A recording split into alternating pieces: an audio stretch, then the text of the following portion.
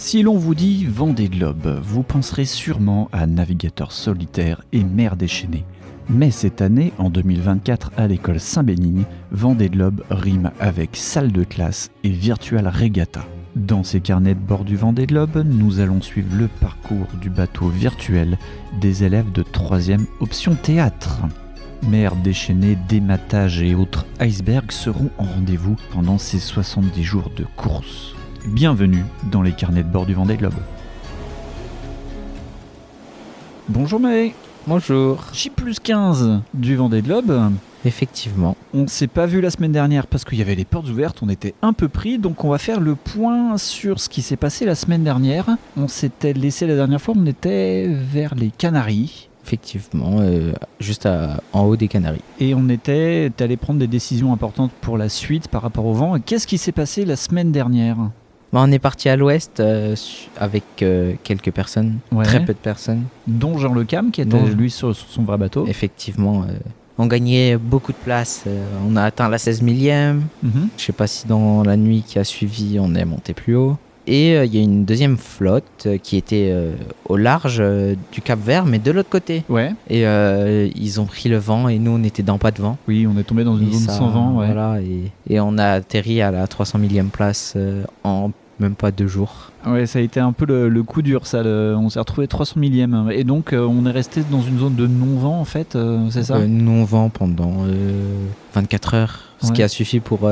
vraiment que tout le monde soit plongé dans le classement et que ceux qui sont partis à l'ouest nous doublent. Et donc nous on était sur les côtes de l'Afrique en fait, pendant ce passage-là. C'est un passage vraiment dur parce qu'on voyait le vent qui arrivait de l'Afrique. Ouais. Et il n'est pas venu jusqu'à nous quand on était dans ce passage-là et il s'est arrêté presque direct quand on arrivait. Et on voyait le vent, les autres ils étaient, ce qui s'élargissait à l'ouest. On voyait qu'ils arrivaient vraiment vite en dessous du Cap Vert et ça se voyait qu'ils avaient fait un bon choix. Et donc nous on a galéré jusqu'à l'équateur en fait. Jusqu'à l'équateur et là on vient juste de retourner dans du vent.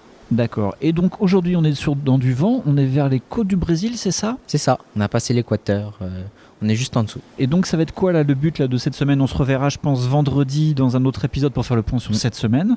Mais là c'est quoi le but que tu voudrais faire, enfin la technique que tu voudrais prendre ? Alors le but c'est de ne pas essayer d'aller vers les côtes du Brésil et quand même rester un peu plus vers l'Afrique. Ce qui permet au passement vers le cap Bonne-Espérance d'aller le plus proche de la Terre. Comme ça on en double quelques-uns qui iront un peu plus bas. Ouais, donc prendre à la corde en fait. Voilà. Dans la flotte on est comment là au niveau du positionnement ? On est 336 millième, c'est ça ? Exactement. Et on est juste en haut de la flotte. Ils sont partis plus vers les côtes de l'Afrique et le vent a été rétabli vers nous. On commence à avancer. D'accord. Tu me montrais quand on a branché Virtual Regatta, en fait la vraie flotte, enfin ceux qui sont en train de faire la course, ils ont mis une vitesse à tout le monde là, ils sont tous devant, c'est ça ? Ouais, ils sont pas tous, mais il y en a certains qui sont encore derrière.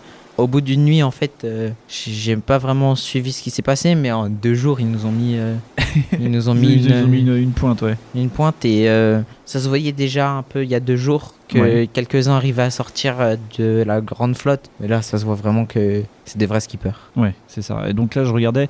On peut regarder en fait en temps réel sur le site du Vendée Globe. T'as les positions des skippers et le premier, c'est Charlie Dallin. Il a une vitesse sur 24 heures de 23 nœuds. Bah, ils sont dans du vent. On voit que je sais pas vraiment si c'est une dépression, mais on dirait que ils ont eu une bonne chance. Ils ont le vent de dos. Ouais. Et nous, on a le vent de face. De face. Et donc ça va se rétablir assez rapidement. Je sais pas, à voir comment ça change le vent, mais normalement ça devrait se rétablir dans 2 jours. Dans 2 jours. Et tiens, avant de conclure, il y a un autre bateau à Saint-Bénigne qui concourt, c'est celui de l'école primaire, c'est ça ?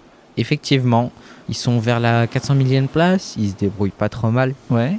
Donc c'est la classe de CE2, c'est ça ? Ouais. De Madame Blanchard. Et donc ils sont 400 millième. Ils sont 400 millième à vérifier, 300, 400 millième tout au moins.